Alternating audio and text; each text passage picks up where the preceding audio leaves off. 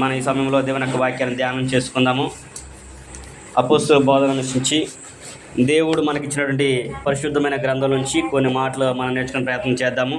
ఈరోజు ఒక చిన్న అంశాన్ని మనం నేర్చుకునే ప్రయత్నం చేద్దాము.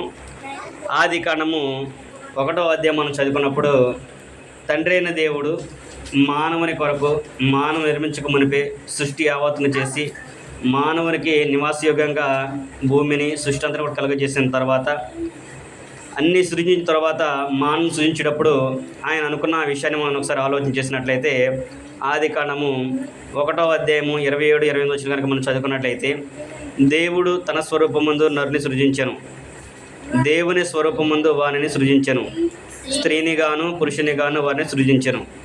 దేవుడు వారిని ఆశీర్వదించెను. ఎట్లనగా, మీరు ఫలించి అభివృద్ధి పొంది విస్తరించి భూమిని నిండించి దాన్ని లోపరుచుకునడి అనే విషయాన్ని ఇక్కడ దేవుడు తెలియపరిచినట్లుగా మనము చూస్తూ ఉన్నాము. అంటే దేవుడు తన స్వరూపమందు తన పోలిక చొప్పున నిర్మించిన నరులని విషయాలు తెలియపరుస్తూ వారిని ఏమని తెలియపరచంటే, మీరు ఫలించి వారిని ఎలా అంట, వారిని ఆశీర్వదించడం. మొదటగా వారిని ఆశీర్వదించిన తర్వాత ఎలా ఆశీర్వదించడం అయినా, వారిని మీరు ఫలించి అభివృద్ధి పొంది విస్తరించండి. అంటే ఫలించాలి, అభివృద్ధి చెందాలి, విస్తరించాలి. 3 విషయాల్ని ఇక్కడ తండ్రి అయిన దేవుడు మానవునికి ఇచ్చినట్లుగా మనము చూస్తూ ఉన్నాము. ఒకటి ఏం చేయాలంటే, భూమి మీద మనం ఫలించాలి, తర్వాత విస్తరించాలి, అభివృద్ధి అనేది చెందాలి అనే విషయాన్ని ఇక్కడ దేవుని యొక్క వాక్యం మనకి వివరిస్తుంది. కనుక ఈ సందర్భంలో మనము ఈ వచనాన్ని అనుసరించి ఫలించి అభివృద్ధి చెంది విస్తరించుట అనే విషయాన్ని గురించి మనము ఆలోచించేద్దాము. ఫలించి అభివృద్ధి చెంది విస్తరించుట అనే విషయాన్ని గురించి మనం ఆలోచించేద్దాము. దేవుడు మొట్టమొదట ఎవరిని ఆశ్రయించాడు? ఆదాముని అవ్వని వారిని సృజించిన తర్వాత మీరు ఫలించి అభివృద్ధి చెందని చెప్పేసి వారిని ఆశ్రదించి వారిని ఏదైనా తోటలో పెట్టినట్లుగా మనము చూస్తూ ఉన్నాము. అది ఆదికాండము 1వ అధ్యాయం, 2వ అధ్యాయం, 3వ అధ్యాయం మనం చదువుకుంటూ ఉంటాము. తర్వాత దేవుడు నరులు విస్తరించిన తర్వాత ఆయన ఒక విషయాన్ని ఆలోచన చేసి, నరులందరూ కూడా పాపం చేసి దేవుని యొక్క మహిమను పొందలేకపోతున్నప్పుడు దేవుడు అనుకున్నాడు, నరుల హృదయాలోచన బహు చెడ్డది అని గ్రహించి వాళ్ళందరినీ కూడా నాశనించాలని ఆలోచన కలిగి ఉండి సమస్త భూమి మీద ఉన్న సమస్త శరీరాలను కూడా ఆయన నాశనం చేశాడు. అప్పుడు నాశనం చేద్దాం అనుకున్న సమయంలో మరి దేవుడను అందరినీ ఫలించి అభివృద్ధి చెంది విస్తరింపండి అని చెప్పాను ఆయన. మరి సర్వశరీరులను నాశనించాలనుకున్నప్పుడు మరి ఎవరు ఉండరు కదా అనుకున్న సందర్భంలో దేవునికి ఒక వ్యక్తి కనిపించాడు. ఎవరయ్యా ఆయన అంటే, నీతిమంతుడైనటువంటి నోవాహును ఆయన చూశాడు. ఆ కాలంలో ఆయన ఒక్కడే నీతిమంతుడిగా దేవునికి కనిపించినట్లుగా మనము చూస్తూ ఉంటాము. ఆదికాండము 6వ అధ్యాయంలో కనుక చూసినట్లయితే మనము, ఈ తరములో నీవే నా ఎదుట నిందారహితుడవై ఉన్నావు అనే విషయాన్ని నోవాహుని గురించి దేవుడు తెలియపరచినట్లుగా మనము చూస్తూ ఉంటాం. అప్పుడు దేవుడు వీళ్ళంతా నాశనం అయిపోయినప్పటికీ కూడా నీ నుంచి నేను మరలా నేను చెప్పిన మాట ఏదైతే ఉందో, నేను ఆశ్రయించిన ఆశీర్వాదం ఏదైతే ఉందో దాన్ని మరలా విస్తరింపజేస్తున్న ఆలోచన కలిగి ఉండి నోవాహుతో దేవుడు అన్నాడు, నీవు నీ కొరకు నీ కుటుంబ రక్షణ కొరకు ఏం చేయాలంటే ఓడను సిద్ధం చేసుకోమని చెప్పేసి దేవుడు చెప్పినట్లుగా మనము చూస్తూ ఉంటాం. అంటే నోవాహు గారు దేవునికి చెప్పినట్లుగా ఆయన ఓడ నిర్మించినట్లుగా మనము చూస్తాము. ఆ నిర్మించిన తర్వాత అలా కట్టుకుంటూ ఉన్న తర్వాత జలప్రళయం వచ్చి జలప్రళయం అంతా నశించిపోయిన తర్వాత నోవాహు కుటుంబం వరకే బ్రతుకుతారు. వారు బ్రతికిన తర్వాత దేవుడు జలప్రళయం ఆగిపోయిన తర్వాత మరలా వాళ్ళని వాళ్ళ నుంచి బయటకు రప్పించి వాళ్ళని దేవుడు మరలా ఆశ్రయించినట్లు మనం చూస్తూ ఉంటాము. ఆదికాండము 9వ అధ్యాయము 1-7 వచనం మనం చదివినట్లయితే 7వ వచనం ఉంటుంది, మీరు మీ బెదురును మీ భయము సమస్త పూజించాలన్నిటి కూడా కలగజేస్తారు. కనుక మీరు ఫలించి అభివృద్ధి చెంది భూమిని నిండించండి అనే విషయాన్ని అక్కడ దేవుడు నోవాహుతోనూ నోవాహు కుటుంబంతో చెప్పినట్లుగా మనము చూస్తూ ఉంటాము. ఆదికాండము 9వ అధ్యాయం 1-7 వచనాల్లో ఆ సందర్భాన్ని మనము చూస్తూ ఉంటాము. నోవాహు కుటుంబాన్ని కూడా దేవుడు ఆశ్రయించినట్లుగా మనము చూస్తూ ఉంటాము. తర్వాత దేవుడు నోవాహు కుటుంబాన్ని ఆశ్రయించి మరలా అలా జరుగుతూ ఉన్న సందర్భంలో దేవునికి ఒక ఆయన మరలా కనిపించాడు. నీతిమంతుడు ఒక వ్యక్తిని ఆయన చూశాడు. ఆయనతో ఆయన మరలా తన నిబంధన చేసుకోవాలని ఆలోచన కలిగి ఉండి నోవహు కుటుంబం తర్వాత మరలా అనేకులు పాపం చేసి దేవుని మహిమను పొందలేకపోతున్న సందర్భంలో, దేవునికి విరుద్ధంగా పాపం చేస్తున్న సందర్భంలో మరలా ఇంకొక వ్యక్తి నీతిమంతుడిగా దేవునికి కనిపించాడు. అప్పుడు ఆయనను పిలిచి, దేవుడు ఎవరైతే నీతిమంతుడిగా ఉన్నారో ఆయనను పిలిచి ఆయన్ని కూడా ఆశీర్వదించును అనే విషయాన్ని మనము చూస్తూ ఉంటాము. మనము ఆది కాండంలో మనం చూసినప్పుడు ఎవరో ఆ వ్యక్తి అనేది మనం చూసినప్పుడు, ఆది కాండంలో మనం చూసినప్పుడు 12వ అధ్యాయంలో మనం చూస్తూ ఉంటాము. ఎవరంటే అబ్రహాం గారు. అబ్రహాం గారిని దేవుడు ఆశ్రయించినట్లుగా మనము చూస్తూ ఉంటాము. ఆయన దేవుని ఎదుట నందార్హత ఉండడమే కాకుండా అబ్రహాం గారికి మరొక పేరు కూడా ఉంది, దేవుని స్నేహితులను కూడా మనము చూస్తూ ఉంటాము. ఆయన విశ్వాసులకు తండ్రి అనే విషయాన్ని కూడా మనం తర్వాత వచనాల్లో మనము చూస్తూ ఉంటాము.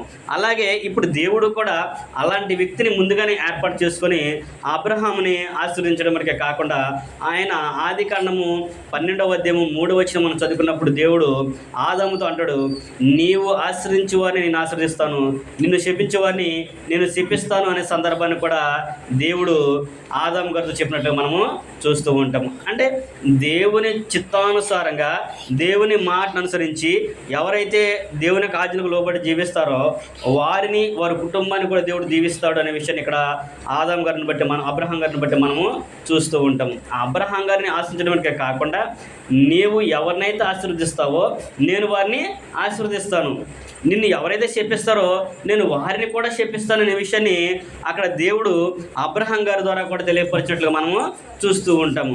అబ్రహాం గారిని దేవుడు ఆశ్రయించిన తర్వాత అబ్రహామునే కాదు, దేవుని మాటకు లోబడ్డాడు కనుకనే అబ్రహామును అనుసరించి ఎందరైతే నడిచారో వారందరినీ కూడా దేవుడు ఆశీర్వదించాడు. అబ్రహాంతో నిబంధన చేశాడు, నిన్ను ఆశీర్వదిస్తానని. కానీ అబ్రహాం మటుకునే కాకుండా అబ్రహాము యొక్క తమ్ముడు కూడా లోతును కూడా దేవుడు ఆశ్రయించినట్లుగా మనము చూస్తూ ఉంటాము.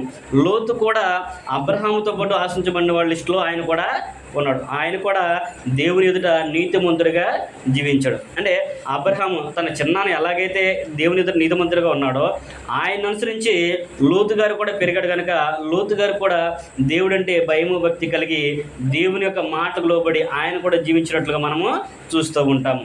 ఆ సందర్భంలో దేవుడు వారిద్దరిని కూడా వేరుపరిచే సందర్భాన్ని కూడా మనము చూస్తూ ఉంటాము. వారిద్దరిని కూడా వేరు చేసి వారిని కూడా ఫలింపజేస్తాడు. అబ్రహాముని ఇటు లోతు కూడా ఫలిస్తూ ఉంటారు. దేవుడు అబ్రహాముని ఆశ్రయించడానికి గల కారణము, అబ్రహాం గారిని ఆశ్రయించినప్పుడు ఆయనకి కుమారులు కూడా లేరు. అప్పుడు దేవుడు అబ్రహాం గారు అంటాడు, నువ్వు నన్ను ఎంత ఆశ్రయించినప్పటికీ ఎంత ఇచ్చినప్పటికీ నాకు ప్రయోజనం ఏంటయ్యా, నా ఇంటి పెద్ద దోసరైనటువంటి ఎలియాజరిన ఆస్తికి వారసుడు అవుతారు కదా అని చెప్పేసి అబ్రహాం గారు అన్నప్పుడు ఆయన దేవుని యొక్క వాక్యం అబ్రహాం దగ్గరికి వచ్చి, ఆయన నీకు వారసుడు కాడు, నీ గర్భవాసిని పుట్టేవాడు నీకు వారసుడు అవుతారనే విషయాన్ని దేవుడు అబ్రహాం గారికి తెలియపరిచేట్లుగా మనము చూస్తూ ఉంటాము. అప్పుడు దేవుడు అబ్రహాం గారు ఆశ్రయించే సందర్భంలో ఆయన అబ్రహాం గారి గురించి గొప్ప సాక్ష్యాన్ని చెబుతాడు. గొప్ప సాక్ష్యాన్ని అబ్రహాం గురించి తెలియపరుస్తుంటాడు. అంటే అబ్రహాం గారికి సంతానం ఇవ్వక మునిపే అబ్రహాము దేవుని యందు ఎలా భయభక్తులకు జీవిస్తాడో, తన కుటుంబాన్ని ఎలాగో దేవుని భయభక్తితో పెంచుతాడో అనే విషయాన్ని దేవుడు ముందుగానే ఎరిగి ఉన్నాననే విషయాన్ని చెబుతూ ఉంటాడు. ఆది కాండము 18వ అధ్యాయం 19వ వచనం కనుక మనం చదువుకున్నట్లయితే, ఆది కాండము 18వ అధ్యాయము 19వ వచనం మనం చూస్తే అక్కడ దేవుడే గొప్ప సాక్ష్యాన్ని అబ్రహాం గురించి చెప్పాడు. ఏమనంటున్నాడు? 18వ అధ్యాయము 19వ వచనము, ఎట్లనగా యెహోవా అబ్రహామును గురించి చెప్పినది అతనికి కలుగజేయనట్లు తన తరువాత తన పిల్లలను తన ఇంటి వారును నీతి న్యాయమును జరిగించుచు యెహోవా మార్గమును గైకొనుటకు అతడు వారికి ఆజ్ఞాపించినట్లు నేను అతన్ని ఎరిగి ఉన్నాను. నేను ఇంకా అప్పటికి అబ్రహాం గారికి పిల్లలు లేరు, అయినప్పుడు కూడా దేవుడు ఆలోచన చేశాడంటే, నేను ఇవ్వబోయే కుమారుడిని అబ్రహాము నా కొరకు నా యందు భయభక్తులతో విశ్వాసంతో తన కుటుంబాన్ని పెంచుతాడు అనే విషయాన్ని అక్కడ దేవుడు అబ్రహాం గురించి సాక్ష్యం ఇస్తున్నట్లు మనం చూస్తూ ఉంటాము. అలాగే అబ్రహాం గారు కూడా తనకు కుమారుడు పుట్టినప్పుడు ఆ ఇస్సాకుని దేవుని యందు భయభక్తులతో కూడా పెంచినట్లుగా మనము చూస్తూ ఉంటాము. ఎంత భయభక్తులతో పెంచాడు అంటే, ఆయన్ని బలివటానికి తీసుకెళ్ళినప్పుడు నాయన తీసుకెళ్ళినప్పుడు కట్టెలు ఆయన మీద ఇసాకు మీద పెట్టి తీసుకెళ్తూ ఉన్న సందర్భంలో అబ్రహాం గారు ఇద్దరు కలిసి నిలుస్తున్న సందర్భంలో ఇసాకు కుమారుడైన ఇసాకు అంటాడు అబ్రహాం గారిని, తండ్రి కట్టెలున్నవి నుప్పున్నవి కానీ మళ్ళీ బర్రెపించడానికి గొర్రెపిల్ల ఏది నాయన అని చెప్పేసి అడిగినప్పుడు యెహోవాయే చూసుకుంటాడు నాయన అని చెప్పేసి అబ్రహాం గారు చెబుతాడు. ఎంత భయభక్తులతో పెంచాడు అంటే కట్టెలు పేర్చి కాళ్ళు చేతులు కట్టేసి ఆ బలిపీఠం మీద ఆయన్ని బలించేదటికి పెరుగుపెట్టినప్పుడు కూడా ఇస్సాకు ఏ మాత్రం కూడా మారు మాట మాట్లాడలేదు. అంటే నా తండ్రి ఏది చేసినా నా మంచి కొరకే చేస్తాడనే విషయాన్ని ఇస్సాకు గారు కూడా గ్రహించాడు. అందుకని దేవుని అంత బైబిల్తో ఆయన కుటుంబాన్ని పెంచుతాడని దేవుడు ముందుగానే గ్రహించి ఆయనకి కుమారుడు ఇవ్వడం అనేది మనము చూస్తూ ఉంటాం. అదే వాగ్దానాన్ని ఏది అబ్రహాం గారికి ఏదైతే చేశాడో అదే వాగ్దానాన్ని తర్వాత తన కుమారుడైన ఇసాకు కూడా దేవుడు వర్తింపజేసినట్లుగా మనము చూస్తూ ఉంటాము. ఇసాకు గారికి వివాహం అయిన తర్వాత ఆయన గెరారు ప్రాంతంలోకి వెళ్ళిన తర్వాత అబ్రహాం గారు చనిపోయిన తర్వాత గెరారు ప్రాంతంలోకి వెళ్తే గొప్ప కరువు వచ్చింది. అప్పుడు గెరారు ప్రాంతానికి వెళ్ళినప్పుడు అక్కడ ఫిలిప్తీయుల మధ్యలో ఆయన నివసించేటప్పుడు వాళ్ళు తన భార్య అంటే ఇసాకు భార్య రెబెక్కాను బట్టి ఇసాకుని ఏమైనా చేస్తారని చెప్పి భయపడి తను నా చెల్లెని చెప్పినప్పుడు ఆయనకి వాళ్ళు సరసం ఆడుకుంటూ దొరికిన తర్వాత వాళ్ళందరూ కూడా మెలెక్ కూడా అంటాడు, ఆయన అభిమేలెక్ కూడా అంటాడు, ఎందుకయ్యా నువ్వు ఇంత పాపం చేసావంటే, అయ్యా నీ యొక్క ప్రాంతంలో దేవుని భయం అస్సలు లేదు, అందుకనే ఒకవేళ నా భార్య అని చెప్తే నన్ను చంపేస్తారని భయం వేసి అలా చెప్పానన్నప్పుడు అభిమేలెక్ కూడా ఆ గెరారు ప్రాంతంలో ఉన్న ఫిలిప్పీలందరికీ కూడా ఆ ఇసాకుని కానీ ఇసాకు భార్యను కానీ మీరు ముట్టుకోవద్దు అనే విషయాన్ని ఆయన చెప్పిన తర్వాత ఆ దేశమందు ఆ ఇస్సాకు ఉండి పంటేసినప్పుడు 100 పంటను ఆయన పొందాడంట. ఆదికాండము 26వ అధ్యాయం కనుక మనం చదువుకున్నట్లయితే ఆదికాండము 26వ అధ్యాయంలో మనం చూసినప్పుడు 26వ అధ్యాయము 12వ వచనం కాడి నుంచి మనం చదువుకున్నప్పుడు అక్కడ అంటాడు, ఆదికాండము 26వ అధ్యాయం 12వ వచనం, ఇసాకు ఆ దేశం ముందున్నవాడే విత్తనము వేసి ఆ సంవత్సరము 100 ఫలము పొందెను. యెహోవా అతన్ని ఆశీర్వదించెను గనుక ఆ మనుషుడు గొప్పవాడయ్యను. అతడు మిక్కిలి గొప్పవాడు వరకు క్రమక్రమంగా అభివృద్ధి పొందుచూ వచ్చెను. అతనికి గొర్రెలాస్తియు గొడ్లాస్తియు దాసులు గొప్ప సమూహమును కలిగి ఉన్నందున ఫిలిప్తీయులు అతని యందు అసూయపడిరి. దేవుడు ఆశ్రయించడం మొదలుకుంటే ఎలా ఉంటుందంటే ఎదుటి వారి కూడా అతని మీద అసూయపడేటట్లుగా దేవుడు వారిని ఆశీర్వదిస్తుంట. దాన్ని ఎవరు కూడా ఆపలేరు. మరి ఆ సంవత్సరము ఎవరి పంట పండింది, మరి ఇసాకు గారికి 100 పంట పండటం ఏంటి?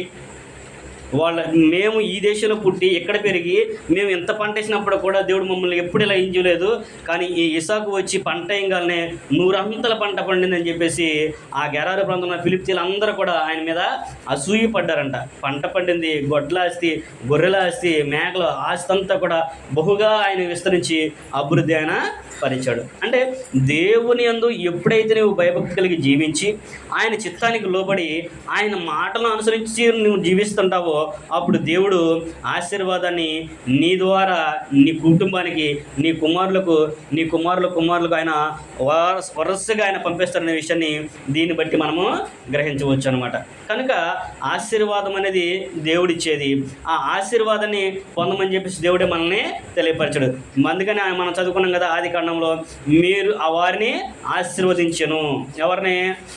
స్త్రీ పురుషులను ఆయన ఆశీర్వదించడు. మీరు ఫలించి అభివృద్ధి పొంది విస్తరించండి అనే విషయాన్ని తెలియపరచాడు. ఇప్పుడు వరకు ఆశీర్వాదం అంటే ఏంటో మనము చూసాము. ఆశీర్వాదం అంటే దేవుడు ఎవరినైతే ఆశీర్వదిస్తారో వారిని ఎవరు కూడా ఆపలేరు. దేవునికి ఎవరైతే భయపడతారో ఆయన ప్రత్యేక వారిని ఏర్పాటు చేసుకొని ఏ స్థితిలో ఉన్నప్పుడు కూడా తీసుకెళ్ళి ఆయన నిలబెడతారనే విషయాన్ని మనము చూసాము. రెండవదిగా ఇప్పుడు ఈనాటి క్రైస్తవులైన మనకు ఫలించడం, క్రైస్తవులుగా మనం ఎలా ఫలించాలి? ఆనాడు ఇశ్రాయేలు దేవుడు ఆశీర్వదించాడు, దేవుడు కోరుకున్నట్లుగా వారు ఫలించినట్లుగా మనము చూస్తూ ఉంటాము. ఇప్పుడు ఈనాడు కూడా మరి క్రైస్తవులమైన మనం కూడా ఫలించాలి అంటే ఏం చేయాలో అనే విషయాన్ని కూడా దేవుని యొక్క వాక్యం మనకి తెలియపరుస్తుంది. మరి మనం ఫలించాలి అంటే దేవుడు అందరిని ఆశీర్వదించాడు, ఒక్కళ్ళని కాదు. ఎవరైతే ఆయన భయభక్తులు ఉంటారో వాళ్ళందరినీ ఆశీర్వదిస్తాడు. ఎవరిని కూడా ఆయన విడిచిపెట్టాడు. ఏ భేదము లేదు. ఆయన అందరికీ ప్రభు అనే విషయాన్ని క్రొత్త నిబంధన మనం చదువుకుంటూ ఉంటాము. అయితే ఇక్కడ కూడా ప్రతి క్రైస్తవురాలు కూడా దేవుని భయభక్తి కలిగిన ప్రతి ఒక్కరు కూడా ఏం చేయాలో అనే విషయాన్ని ఇక్కడ తెలియపరుస్తున్నాడు. మనం ఫలించాలి అంటే మొట్టమొదటిగా వెలుగు ఫలము అనే విషయాన్ని మనం చూస్తూ ఉంటాము. ఏంటంటే వెలుగు ఫలము అంటే ఏంటి? వెలుగు ఫలం అంటే ఏంటో అనే విషయాన్ని ఎఫెసీలకు రాసిన పత్రిక 5వ అధ్యాయము 9వ వచనం కనుక మనం చదువుకున్నట్లయితే, ఎఫెసీ పత్రిక 5వ అధ్యాయము 9వ వచనం. సింధు ఆ కట్టను పైకి తన కూర్చున్నాడు అక్కడ. ఎఫెసీ పత్రిక 5వ అధ్యాయము 9వ వచనం కనుక మనం చదువుకుంటే, అక్కడ అపోస్తులైన పౌలు గారు ఎఫెసీ సంఘానికి రాస్తూ ఆయన వెలుగు ఫలం గురించి తెలియపరుస్తూ ఉన్నాడు. వెలుగు ఫలం అంటే ఏంటో అనే విషయాన్ని జ్ఞాపం చేస్తూ ఉన్నాడు. ఏంటంటే వెలుగు ఫలము? 5వ అధ్యాయము 9వ వచనము. వెలుగు ఫలము సమస్త విధములైన మంచితనము, నీతి, సత్యమును వాటిలో కనబడుచున్నది. ఈ వెలుగు ఫలము ఎక్కడ కనబడుతుందయా అంటే, ఎక్కడ కనబడిద్దంట? సమస్త విధములైన మంచితనము, నీతి, సత్యమును వాటిలో అవి కనబడుతుంది అనే విషయాన్ని ఇక్కడ పౌలు గారు ఎఫెసీలో ఉన్న సంఘానికి తెలియపరుస్తున్నాడు. అంటే మనము ఫలించాలి అంటే మొదటి ఫలము మనం ఏమి ఉండాలంటే సమస్త విధమైన మంచితనం మనకి ఉండాలి, నీతిమంతులుగా మనము జీవించాలి. అలాగే మూడోదిగా సత్యాన్ని అనుసరించి నడుచుకునే వారిగా ఉండాలి. ఇవి మనలో ఉన్నప్పుడు ఆ వెలుగు ఫలం అనేది మనకి కనిపిస్తూ ఉంది. అందుకని క్రైస్తవులైన వారిని గ్రంథకర్త పౌలు గారు అంటాడు, మీరు లోకములో జీవవాక్యమును చేత పట్టుకుని ఉన్న జ్యోతుల వల్లే కనపడుతున్నారు అని అంటాడు. అంటే జీవవాక్యాన్ని, అంటే సత్యవాక్యం ఏదైతే ఉందో ఆ వాక్యాన్ని పట్టుకున్న వారు వెలుగు సంబంధాలుగా కనిపిస్తూ ఉంటారు. అందుకని ఇక్కడ వెలుగు ఫలము అనే విషయాన్ని పౌలు గారు మనకి జ్ఞాపం చేస్తూ ఉన్నాడు. వెలుగు ఫలము మనం ఫలించేవారిగా ఉండాలి, సమస్త విధమైన మంచితనంగా మనము జీవించాలి అనే విషయాన్ని తెలియపరుస్తున్నాడు. అలాగే రెండవది మనం చూసినట్లయితే ఆత్మఫలము. ఆత్మఫలము అనే పదాన్ని మనం చూసినప్పుడు గ్రంథంలో పౌలు గారు అంటాడు, ఆత్మఫలం ఏమనగా అని చెప్పిన తర్వాత 9 రకాలైన పదాలని చెప్పి ఆ 9 కూడా ఒకే ఫలంగా చెప్తాడు ఆయన. మనం చదువుకున్నప్పుడు గలతీలకు రాసిన పత్రిక 5వ అధ్యాయము 22వ వచనం కనుక మనం చదువుకుంటే అక్కడ పౌలు గారు ఈ విషయం జ్ఞాపకం చేస్తూ ఉన్నాడు. అయితే ఆత్మఫలం ఏమనగా ప్రేమ, సంతోషము, సమాధానము, దీర్ఘశాంతము, దయాళత్వము, మంచితనము, విశ్వాసము, సాత్వికము, ఆశా నిగ్రహము. ఈ 9 ఫలాలు కూడా ఒక క్రైస్తవుడు కలిగి ఉండాలి. ఒక విశ్వాసి, దేవునికి కుమారుడు అనబడిన వారు, దేవునికి కుమార్తె అనబడిన వారు ప్రతి ఒక్కరు కూడా ఈ 9 ఫలాలను కూడా ఫలించాలి. ఈ 9 ఫలాలు ఉండాలి. ఏముండాలంట? ప్రేమ ఉండాలి, సంతోషం ఉండాలి, సమాధానం ఉండాలి, దీర్ఘశాంతం ఉండాలి, దయాళత్వం ఉండాలి, మంచితనం ఉండాలి, విశ్వాసం ఉండాలి, సాత్వికం ఉండాలి, అలాగే ఆశా నిగ్రహం కూడా ఉండాలి. ఈ మొత్తం కూడా ఆత్మఫలము అని అన్నాడు. అంటే ఇవన్నీ కూడా ఒకే లక్షణం కింద వస్తవి, ఒకే పండు కింద వచ్చింది. అంటే ఉదాహరణకి మనం ఆలోచన చేసినప్పుడు, ఇప్పుడు మామిడి పండు ఉందనుకోండి, మామిడి పండు అంత సామాన్యంగా పండు అవుతుంది. అది ఆ పండు అవ్వాలంటే దాన్ని ఏం చేయాలి?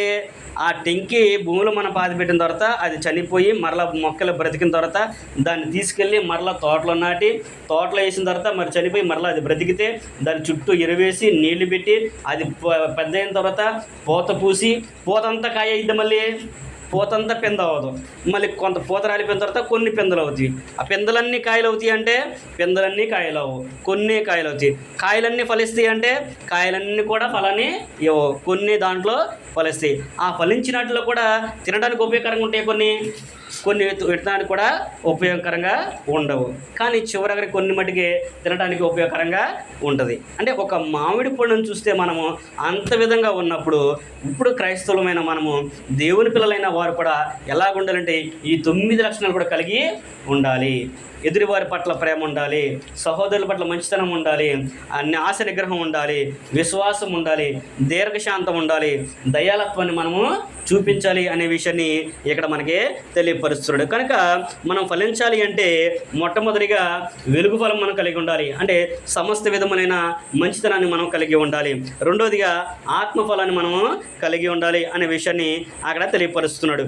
మూడో విషయాన్ని మనం ఆలోచన చేసినప్పుడు నీతి ఫలం అనేది ఉండాలి అంట. నీతి ఫలము మనం కలిగి ఉండాలి. నీతి ఫలము అంటే నీతి ఫలం అంటే ఏంటో అనే విషయాన్ని కూడా యాకోబు పత్రికలో మనం చూసినట్లయితే యాకోబు గారు అంటాడు, సమాధానము చేయు వారికి సమాధానము విత్తు ఫలమే నీతి ఫలము అనే విషయాన్ని జ్ఞాపకం చేస్తూ ఉంటాడు. యాకోబు పత్రిక 3వ అధ్యాయము 18వ వచనం కనుక మనం చదువుకుంటే అక్కడ యాకోబు గారు మనకి తెలియపరుస్తున్నాడు. నీతి ఫలము సమాధానము చేయు వారికి సమాధానమందు విత్తబడును. ఇక్కడ చూసినట్లయితే యాకోబు గారు ఏమని తెలియపరుస్తున్నాడు? నీతి ఫలము సమాధానము చేయు వారికి సమాధానమందు విత్తబడును అనే విషయాన్ని తెలియపరుస్తూ ఉన్నాడు. అంటే ఏం కలిగి ఉండాలంట? సమాధాన పరిచేవారిగా క్రైస్తవులు అనేవాళ్ళు ఉండాలి.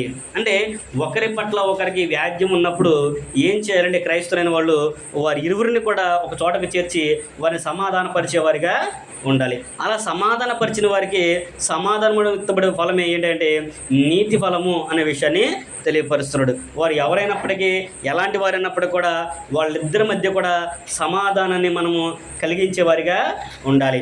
మన ద్వారా ఒక వ్యక్తి ఒక కుటుంబం కలిసి ఉండాలి, కానీ మనల్ని బట్టి ఒక కుటుంబం చెడిపోయేటట్లుగా మనము ఉండకూడదు. ఎవరైనా విడిపోవడానికి మనం కారణము అవ్వకూడదు. అందుకని దేవుడు ముందుగానే చెప్పాడు కదా, దేవుడు జతపరిచిన వారిని మనుషులు వేరు చేయకూడదు అనే విషయాన్ని చెప్పాడు. ఇక్కడ కూడా యాకోబు గారు దాన్ని తెలియపరుస్తున్నాడు. సమాధానము నీతి ఫలం ఏంటంటే సమాధానము చేయవారికి సమాధానమందు వెత్తబడుతుంది. నువ్వు ఎప్పుడైతే ఇతరుల మధ్య సమాధానం చేకూరుస్తావో అప్పుడు దేవుడు కూడా నేను నీతిమంతుడిగా ఇస్తాడు, నీ కుటుంబంలో కూడా సమాధానాన్ని కలిగిస్తాడు అనే విషయాన్ని ఇక్కడ తెలియపరుస్తున్నాడు. అలాగే నాలుగో విషయం మనం చూసినట్లయితే సువార్త ఫలం ఫలించాలి అంట. సువార్త ఫలము ఫలించాలి. సువార్త ఫలం అంటే ఏంటి? సువార్త ఫలించడం అంటే ఏంటి? మనం చూసినప్పుడు కొలసీలకు రాసిన పత్రిక మనం చదువుకున్నట్లయితే 1వ అధ్యాయము 6వ వచనం కనుక మనం చదువుకుంటే అపోస్తులైన పౌలు గారు కొలసీలో ఉన్న సంఘానికి రాస్తూ ఆయన సువార్త ఫలాన్ని గురించి తెలియపరుస్తూ ఉన్నాడు. సువార్త ఫలం అంటే ఏంటో అనే విషయం మనం చూసినప్పుడు కొలసీలకు రాసిన పత్రిక 1వ అధ్యాయము 6వ వచనము, ఆయన ఒక కొలసీ ప్రాంతానికి వెళ్ళి పౌలు గారు సువార్త ప్రకటించిన తర్వాత వారు విస్తరించడం చూసిన తర్వాత అంటే వారు ఎలా చేశారంటే ఫలించారు. వాళ్ళు దేవుని యొక్క వాక్యాన్ని విని వాళ్ళ హృదయాన్ని చేర్చుకొని 10 మంది 20 మంది అయ్యారు, 20 మంది 30 మంది అయ్యారు, 30 40 మంది అయ్యారు. దాన్ని ఇక్కడ పౌలు గారు కూడా మనకి తెలియపరుస్తూ ఉన్నాడు.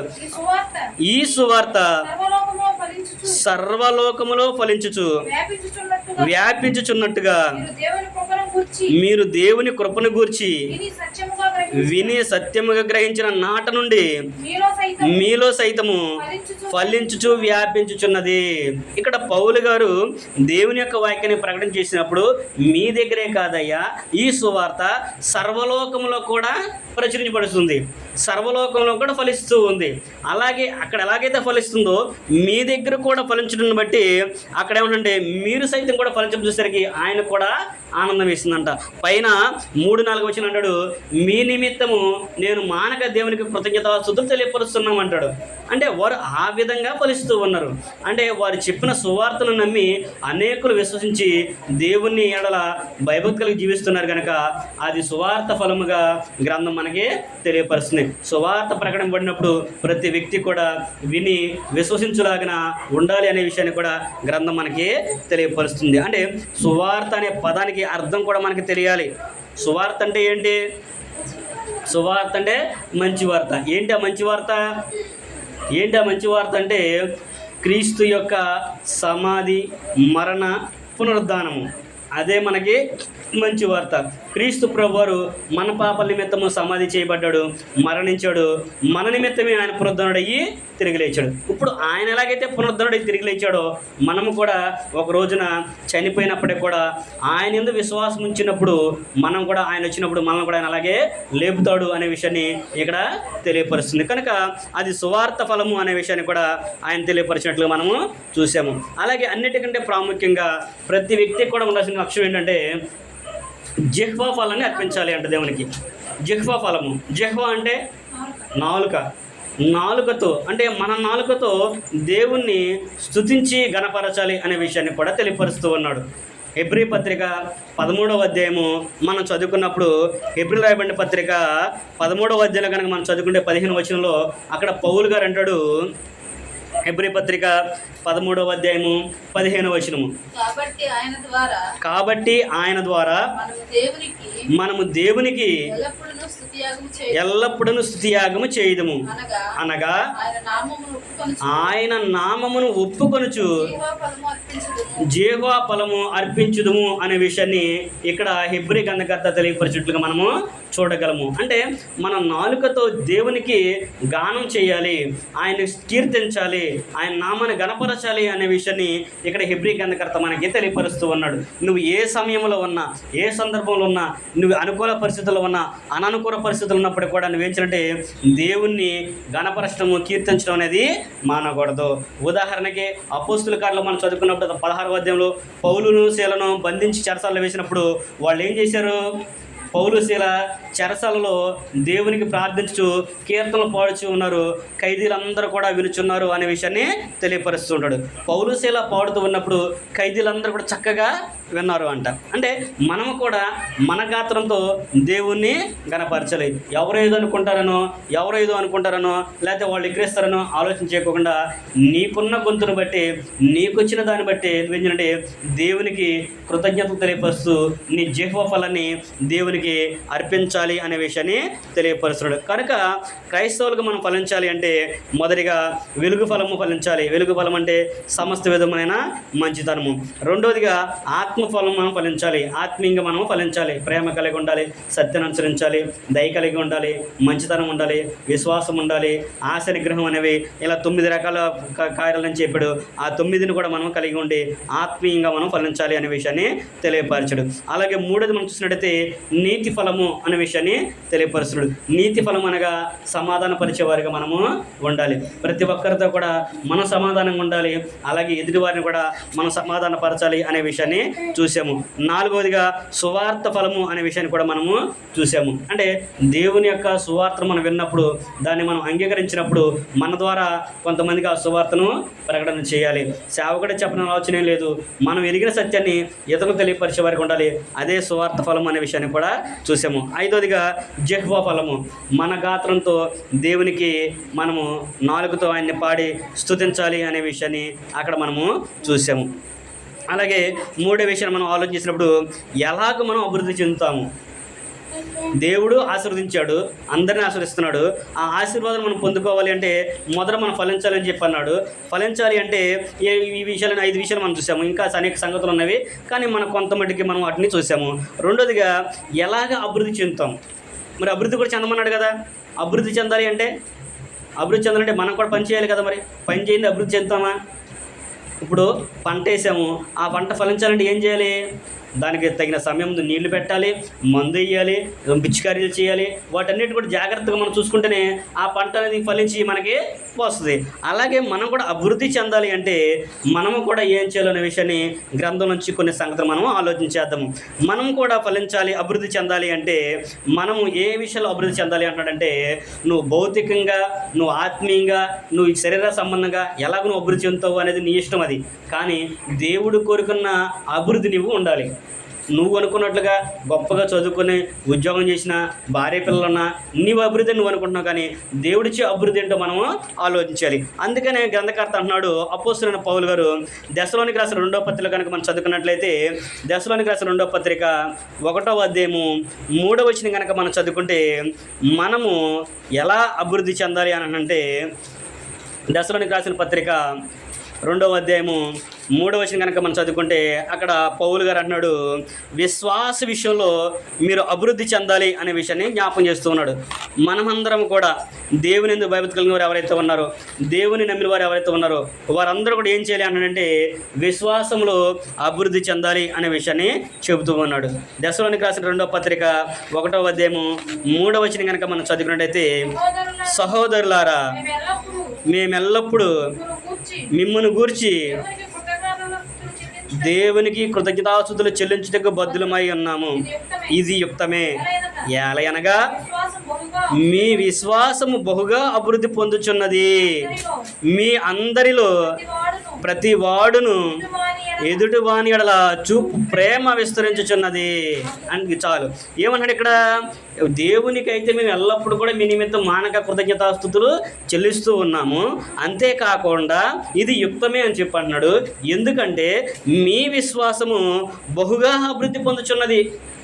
మీ విశ్వాసము బహుగా అభివృద్ధి చెందుతుంది. ఎలా అభివృద్ధి చెందుతుందంటే మీ అందరిలో ప్రతి వాడును ఎదుటి వాని ఎడల చూపించే ప్రేమలో మీరు అభివృద్ధి పొందుతున్నారు. అందుకని ఒక క్రైస్తవుడు అభివృద్ధి చెందాలి అంటే ఏ విషయంలో అభివృద్ధి చెందాలంటే విశ్వాస విషయంలో నువ్వు అభివృద్ధి చెందాలి. అబ్రహాము దేవుని నమ్మెను, అది అతను నీతిగా వెంచబడెను. అలాగే యాకోబు పత్రికలో మనం చదువుకున్నప్పుడు అబ్రహాము విశ్వాస మూలము నీతిమంతుడని ఎంచబడలేదంట. విశ్వాసం ఇస్తే నీతిమంతుడు ఎంచబడలేదైనా ఆ విశ్వాసంతో పాటు ఆయన క్రియలను కూడా చూపించాడు. మనం దేవుని నమ్మాము, దేవుని విశ్వాసం ఉంచాము.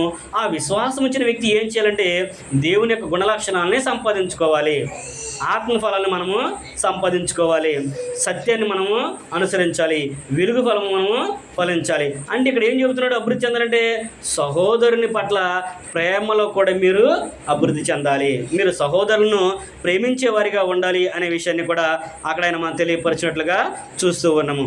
రెండో విషయం మనం ఆలోచన చేసినప్పుడు జ్ఞాన విషయంలో కూడా అభివృద్ధి చెందాలి అంట. అంటే ఒక సహోదరుని విషయంలో, విశ్వాస విషయంలోనే కాదు, ప్రేమ విషయంలోనే కాదు, ఇంకా నువ్వు ఏ విషయంలో నువ్వు అభివృద్ధి చెందాలి అంటే అనుభవ జ్ఞాన విషయంలో కూడా నువ్వు అభివృద్ధి అనేది చెందాలి.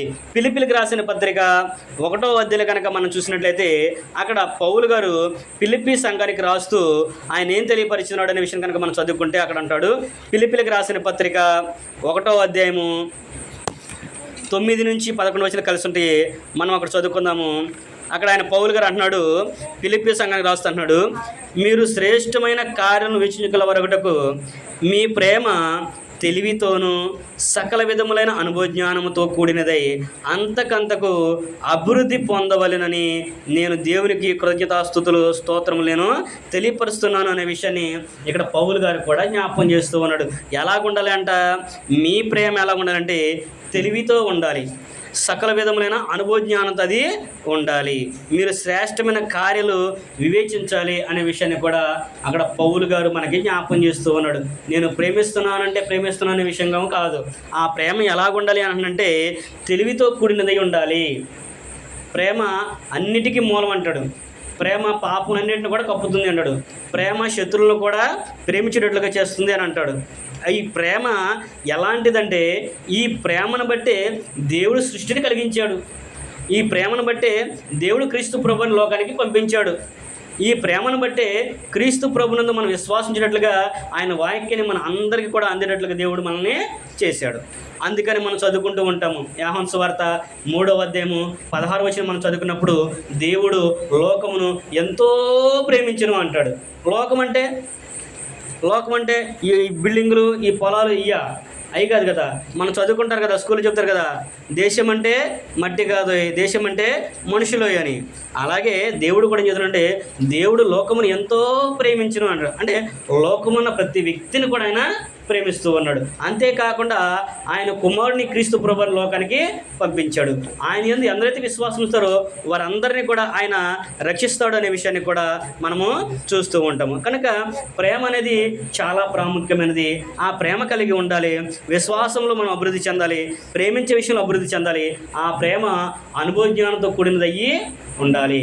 అనుభవం లేకుండా ఏది కూడా మనము చేయలేము. ఎవరిని పడితే వాళ్ళని ప్రేమిస్తే కుదురుతుందా? ఇప్పుడు ఉదాహరణగా మనం చూస్తూ ఉంటాము, కొంతమంది వస్తూ ఉంటారు మన దగ్గరికి, రోడ్ల మీద వస్తూ ఉంటారు, అయ్యా మా పరిస్థితి ఇది అని చెప్పినప్పుడు వారి మీద జాలిపడో వారిని ప్రేమించో మనం ఏదైనా సహాయం చేస్తాము. తర్వాత వాళ్ళని చూసినప్పుడు ఎక్కడ కనపడతారు? వాళ్ళు ఏ బార్ షాపుల దగ్గర, సినిమా హాల్ దగ్గర, వేరే వేరే సందర్భాల్లో వాళ్ళని మనం చూస్తూ ఉంటాము. అలాంటప్పుడు మనకేమవుతుంది? ఏమనిపిస్తుంది? కనుక నీ ప్రేమ కూడా ఎలా ఉండాలి అంటే సకల విధమైన తెలివితో ఉండాలి, అనుభవ జ్ఞానంతో కూడినది ఉండాలి అనే విషయాన్ని కూడా అక్కడ ఆయన మనకి తెలియపరిచినట్లుగా చూస్తూ ఉన్నాము. అంతేకాకుండా ఇంకా దేంట్లో మనం అభివృద్ధి చెందాలి అంటే దేవుడు అనుగ్రహించే, అంటే క్రీస్తు అనుగ్రహించు కృపయందు మనము అభివృద్ధిని పొందాలి అనే విషయాన్ని అక్కడ మనకి తెలియపరుస్తున్నాడు. మనం చదువుకున్నట్లయితే పేతురు రాసిన 2వ పత్రిక 3వ అధ్యాయము 18వ వచనం కనుక మనం చదువుకుంటే, పేతురు రాసిన 2వ పత్రిక 3వ అధ్యాయము 18వ వచనంలో మనం చదువుకుంటే అక్కడ పేతురు గారు అంటున్నాడు, పేతురు రాసిన 2వ పత్రిక మన ప్రభువును రక్షకుడునైన రక్షకుడునైన యేసుక్రీస్తు అనుగ్రహించి యేసుక్రీస్తు అనుగ్రహించు కృపయందును కృపయందును జ్ఞానమందును జ్ఞానమందును అభివృద్ధి పొంది అభివృద్ధి పొందుడి.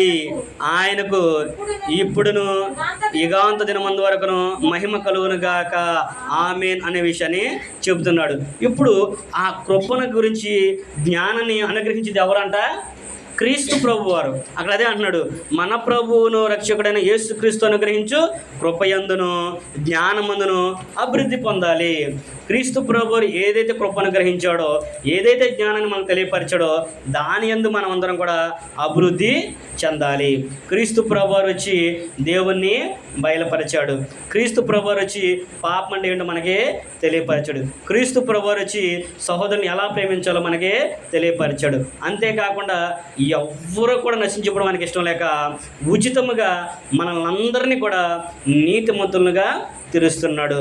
ఇది మీ వలన కలిగిన కాదు, దేవుని కృప అనే విషయాన్ని పౌలు గారు రోమపత్రికలో మనకే తెలియపరుస్తున్నాడు. కనుక ఆయన ఉచితంగా మనకు కలిగించే కృపని, ఆ జ్ఞానాన్ని మనం ఏంటంటే అభివృద్ధి చేసుకోవాలి. ఆ కృపని మనము పొందుకోవాలి. అందుకనే యాకోబు గారు కూడా అంటాడు, మీ 1వ అధ్యాయం 5వ వచనం చదువుకుంటే, మీలో ఎవరికైనాను జ్ఞానం కొదువై ఉన్నడలా మీరు సందేహింపకుండా దేవుణ్ణి అడగాలి.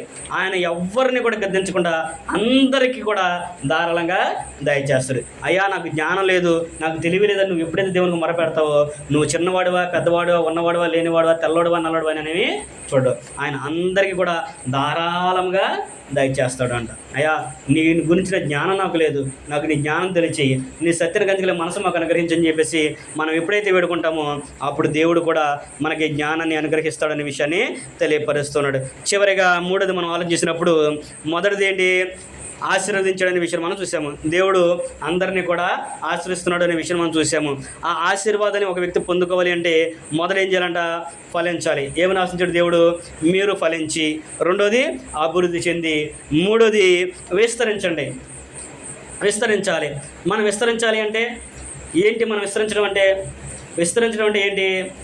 ఉదాహరణకి ఒక డబ్బా నీళ్ళు పోసామనుకో, ఇక్కడే ఉంటాయి అయ్యి పల్లంలో ఇక్కడి నుంచి ఆడదాకా వెళ్ళిపోతూ ఉంటాయి. అలాగే మనం కూడా విస్తరించడం అంటే దేవుడు కోరుకున్నట్ల విధంగా మనము విస్తరించాలి. అలాగే విస్తరించాలనే విషయాన్ని కూడా దేవుడు మనకి తెలియపరుస్తున్నాడు. అందులో మొట్టమొదటిగా ఆయన తెలియపరిచింది ఏంటంటే సంతాన విషయంలో మనం విస్తరించాలి అంటాడు.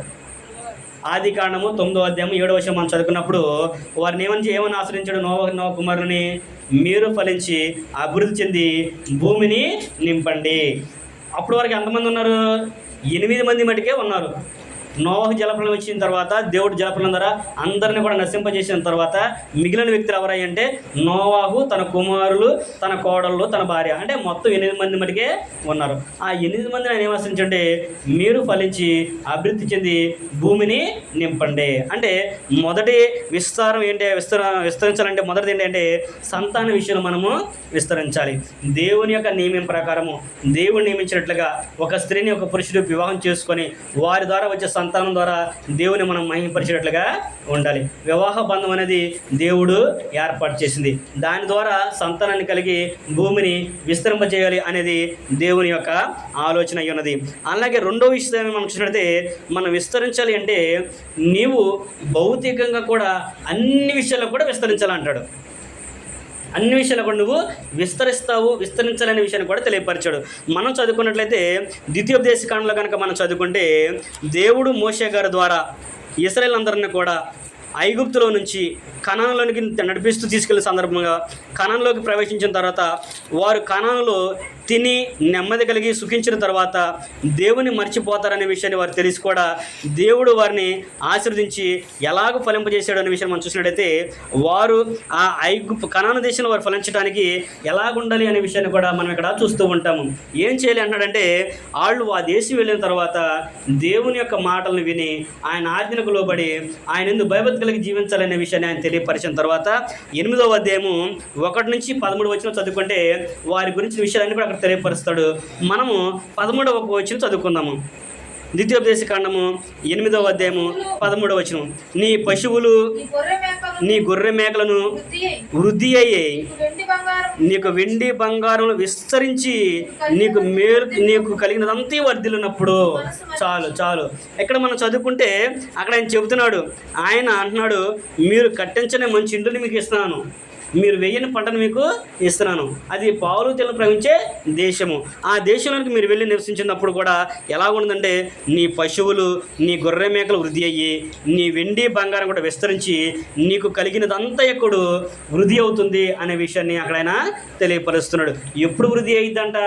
1వ వచనంలో చెబుతాడు. 1వ వచనంలో మీరు బ్రతికి అభివృద్ధి పొంది యెహోవా మీ పితరులతో ప్రమాణం చేసిన దేశంలోకి పోయి దాన్ని స్వాధీనపరచుకున్నట్లు నేడు నేను నీకు ఆజ్ఞాపించు ఆజ్ఞలన్నిటినీ అనుసరించి నడుచుకోవాలి. అవన్నీ కూడా అంటే దేవుడు ఏమైతే ఆజ్ఞాపించాడో ఆ ఆజ్ఞలన్నింటినీ కూడా వాళ్ళు అనుసరించి నడుచుకున్నప్పుడు వారు విస్తరిస్తారు అనే విషయాన్ని తెలియపరుస్తున్నాడు. నీవు నీ పశువుల్లోనూ నీ గొర్రెల్లోనూ నీ వెండి బంగారంలో కూడా నువ్వు విస్తరిస్తావు అనే విషయాన్ని అక్కడ ఆయన తెలియపరుస్తున్నాడు. అలాగే నువ్వు విస్తరించడం విషయంలో కూడా విస్తరించేటప్పుడు కూడా ఎలాంటి లక్షణాన్ని కలిగి ఉండాలో ఎలాగుంటే నువ్వు విస్తరిస్తావు అనే విషయాన్ని క్రొత్త నిబంధనలో పౌలు గారు కూడా మనకి తెలియపరుస్తూ అన్నాడు. విస్తరించడం అంటే వెండి బంగారం ఉంటేనే కాదు, ఎలాగైనా మనము విస్తరించగలము. ఎలాగ విస్తరించగలము అనేది కనుక మనం ఆలోచన చేసినప్పుడు అక్కడ పౌలు గారు ఈ కొరింథీయులకు రాసిన 2వ పత్రికలో 8వ అధ్యాయం కనుక మనం చదువుకుంటే, కొరింథీయులకు రాయబడినటువంటి 2వ పత్రిక 8వ అధ్యాయం కనుక మనం చూసినట్లు అక్కడ ఆయన అంటాడు, మాసిదోనియా సంఘాన్ని గురించి ఆయన తెలియపరుస్తూ ఆయన అక్కడ ఒక విషయాన్ని జ్ఞాపకం చేస్తూ ఉంటాడు. కొరింథీయులకు రాయబడిన 2వ పత్రిక 8వ అధ్యాయము 1వ వచనంలో వారు నిరుపేదరైనను వారి దాతృత్వము బహుగా విస్తరించును అనే విషయాన్ని జ్ఞాపకం చేస్తూ ఉంటాడు. 2వ పత్రిక 8వ అధ్యాయము 2వ వచనం. ఏలయనగా వారు బహుగా శ్రమల వలన పరీక్షింపబడగా అత్యధికంగా సంతోషించిరి, మరియు వారు నిరుపేదలైనను వారి దాతృత్వం బహుగా విస్తరించెను. అంటే విస్తరించడం అంటే ఏంటి ఆలోచన చేసినప్పుడు ఏదో అక్కడ మోషే గారు ఇశ్రాయేలుకి ఆజ్ఞాపించినట్లుగా వెండి బంగారము అలాగే గొర్రె మేకలోనే కాకోకుండా నువ్వు ఏదున్నప్పటికీ కూడా నీకు కలిగినది ఏదైతే ఉందో దాంట్లోనే నువ్వేం చేయాలంటే నువ్వు దాతృత్వంలో కూడా విస్తరించాలి, సహోదరులకు ఇచ్చే విషయంలో కూడా నువ్వు విస్తరించాలి. అదే విషయాన్ని ఇక్కడ పౌలు గారు మాసిదోనియాలో ఉన్న సంఘానికి తెలియపరుస్తున్నాడు. వాళ్ళందరూ కూడా బహు నిరుపేదలంట. నిరుపేదలైనప్పటికీ కూడా వారి దాతృత్వం ఎలాగుందంట? బహుగా విస్తరించింది. ఈ మాసిదోనియా ఉన్న వాళ్ళు యెరూషలేములో కరువు వచ్చిందని చెప్పి వీళ్ళందరూ సంఘం అంతా కూడా ఏంటంటే కొంత సొమ్మును పోగేసి ఆ సంఘం ద్వారా తీసుకెళ్ళి అక్కడ యెరూషలేములో ఇచ్చినట్లుగా మనము చూస్తూ ఉంటాము. అపోస్తలుల కాలం మనం చదువుకుంటే పౌలు గారు ఆ సంఘటన మనకి జ్ఞాపకం చేస్తూ ఉంటాడు. కనుక మనం విస్తరించాలి అంటే ఏ విషయంలో విస్తరించాలి అంటున్నాడంటే విశ్వాస విషయంలో, మనం సంతాన విషయంలో ప్రతి ఒక్కరు కూడా విస్తరించాలి అంటున్నాడు. రెండోదిగా భౌతికంగా వెండి బంగారము మనం చేసే వృత్తి ఏదైతే ఉందో ఆ వృత్తిలో విస్తరిస్తాం అంటున్నాడు. మూడవదిగా దాతృత్వ విషయంలో మనం విస్తరించాలంటున్నాడు. నాలుగవది మనం చూసినప్పుడు దేవునికి కృతజ్ఞతాస్తుతులు తెలియపరిచే విషయంలో కూడా మనము విస్తరించాలి. ఎలాంటి విషయాల్లోనైనా సరే మనము దేవునికి కృతజ్ఞతాస్తుతులు తెలియపరిచే వారిగా ఉండాలి అనే విషయాన్ని కూడా అక్కడ ఆయన మనకి తెలియపరచడం అనేది మనము చూడగలము. మనము దేవుడు కోరుకున్నట్లుగా, దేవుడు ఆశ్రయించి చెప్పినట్లుగా మనము ఆయన యొక్క ఆశీర్వాదాలని, ఆయన యొక్క ప్రేమను మనం పొందుకోవాలి అంటే ఏం చేయాలి అంటే దేవుని యొక్క కాపుదల మనకి ఉండాలి. చివరిగా ఆ వచనం చదువుకుని మనము ముగించుకుందాం. యోబు గ్రంథము 1వ అధ్యాయము 10వ వచనం కనుక మనం చదువుకున్నప్పుడు యోబు గారు ఎలాంటి వాడంట? నీతిమంతుడు, యథార్థవంతుడు, దేవుని యందు భయభక్తులు కలిగి ఉన్నాడు, మానక దేవునికి ప్రార్థన చేసేవాడు. ఆయన దేవునికి ప్రార్థన చేసే విషయంలో ఆయన ఉన్నప్పుడు అపవాది ఏం చేశాడు? దేవుని దగ్గరికి వెళ్ళి నేను యోబును శోధిస్తాననే విషయాన్ని ఆయన తెలుపుతూ ఉంటాడు. అప్పుడు సాతాను వెళ్ళి యోబును శోధించి వచ్చేటప్పుడు నా సేవకుడైన యోబు సంగతిని ఆలోచించావని చెప్పేసి దేవుడు చెప్పినప్పుడు అక్కడ అపవాది ఒక మాట అంటాడు. 1వ అధ్యాయము 10వ వచనము. నీవు అతనికిని అతని ఇంటి వారికిని అతనికి కలిగిన సమస్తమాటికి చుట్టూ కూడా కంచి వేశావు. నీవు అతని చేతి పనిని దీవించావు చేత అతని ఆస్తి దేశంలో బహుగా విస్తరించెను అనే విషయాన్ని తెలియపరుస్తున్నాడు. అంటే ఒక వ్యక్తి ఏదైనా చెయ్యాలి అంటే, ఏదైనా సాధించాలి అంటే, ఏదైనా సంపాదించాలంటే ఎవరి ద్వారా అంటే దేవుని వలనే అది కలుగుతుంది.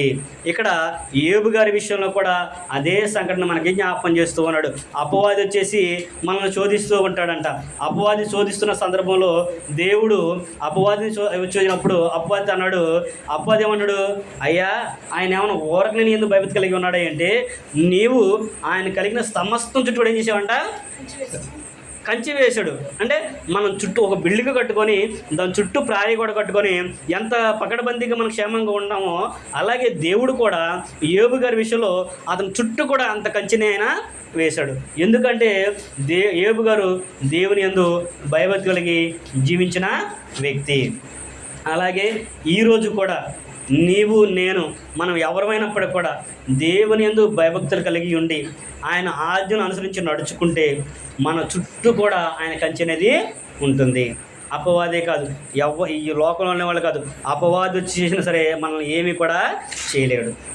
అందుకనే కొత్త నిబంధనలో కూడా పౌలు గారు అంటున్న సందర్భంలో, మీరు తగిన సమయం ముందు హెచ్చించబడినట్లు ఆయన బలిష్టమైన చేతి కింద దేన మనసులయ్యి ఉండాలి అంటాడు.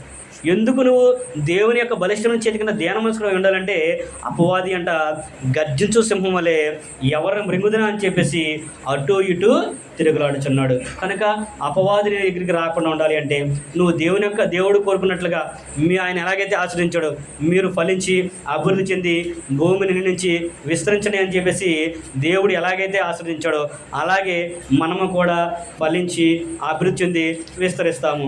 ఎప్పుడు విస్తరిస్తాము అంటే దేవుడు కోరుకున్నట్లుగా మనము వెలుగు ఫలాన్ని ఫలించాలి. సమస్త విధమైన మంచితనంగా మనం కలిగి ఉండాలి. ఆత్మఫలాన్ని మనము ఫలించాలి. అలాగే రెండో విషయంలో ఎలాగ అభివృద్ధి చెందుతామంటే మన విశ్వాస విషయంలో అభివృద్ధి అనేది చెందాలి. సువార్తను ప్రకటించే విషయంలో మనము అభివృద్ధి చెందాలి. ఎదుటి వారిని ప్రేమించే విషయంలో మనము అభివృద్ధి చెందాలి. అలాగే క్రీస్తు అనుగ్రహించేటువంటి కృపయందును జ్ఞానమందును అభివృద్ధి చెందాలి అనే విషయాన్ని తెలియపరిచాడు. మూడవదిగా మనం ఎలాగ విస్తరించాలని దేవుడు కోరుకుంటున్నాడు అంటే, భౌతికంగా సంతానం ద్వారా మనము విస్తరించాలి. కుమారులు కుమార్తెలను కానీ మన భూమి మీద మన సంతానాన్ని దేవుడు కోరుకున్నట్లుగా పెంచుకోవాలి. ఈ పదం ఎందుకు చెప్పాడో తెలుసా? ఈ పదాన్ని ఎందుకు చెప్పాడో తెలుసా? క్రొత్త నిబంధనలో పెళ్లి చేసుకోకూడదు అనే విషయం ఉంది. పెళ్లి చేసుకోరు, కొంతమంది పెళ్లి చేసుకోకుండా ఉంటారు. అందుకని చెప్పేసి దేవుడు ముందుగానే తెలియపరిచాడు, మీరు వివాహం చేసుకొని ఫలించి అభివృద్ధి చెందినప్పుడు సంతానాన్ని కూడా దాన్ని వర్తింపజేశాడు. అందరూ కూడా దేవుని యొక్క కోరికను బట్టి వివాహం చేసుకొని పిల్లల్ని కనాలి అనేది కూడా తెలియపరచాడు. అలాగే మనం కూడా విస్తరించాలి. రెండవది ఏమని చెప్పాడంటే, విస్తరించిన విషయంలో భౌతికంగా మనం చేసే పని ఏదైతే ఉందో ఆ పని అంతట్లో కూడా దేవుడు మనల్ని విస్తరింపజేస్తాడు అనే విషయాన్ని తెలియపరచాడు. మూడవదిగా మనం ఇచ్చే విషయంలో అంటే దాతృత్వం కలిగి కూడా మనము విస్తరించాలి. దాతృత్వ విషయంలో కూడా విస్తరించాలి. అలాగే చివరికి విషయం అంటే దేవునికి ఎల్లప్పుడూ కూడా కృతజ్ఞతాస్తుతులు తెలియపరిచే విషయంలో కూడా మనము విస్తరించాలి అనే విషయాన్ని కూడా తెలియపరచాడు. మనము అభివృద్ధి చెంది మనం ఫలించి అభివృద్ధి చెంది విస్తరించాలి అంటే చివరిగా మనం చదువుకున్నామంటే దేవుని కాపుదల మనకే ఉండాలి. ఆయన కాపుదల మనకు ఉండాలి అంటే మనము కూడా దేవుని యొక్క ఆజ్ఞలకు, దేవుని యొక్క మాట విని దేవుని చిత్తానుసారంగా మనము నడుచుకోవాలి.